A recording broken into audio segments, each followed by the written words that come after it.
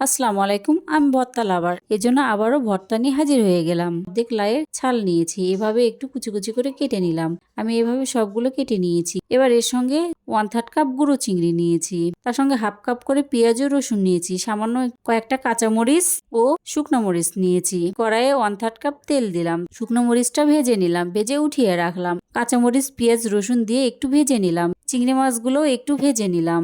এবার লাউয়ের ছালটাও দিয়ে দিলাম, দিয়ে একটুখানি ভেজে নিলাম। 1 চামচ লবণ ও 1 চামচ হলুদের গুঁড়া দিলাম, ওইটা ভালো করে একটু মিশিয়ে নিলাম। মিশিয়ে লো আঁচে ঢাকনা দিয়ে ঢেকে দিলাম 10 মিনিটের জন্য। ঢাকনা খুলে ভালো করে একটু ভেজে নিলাম।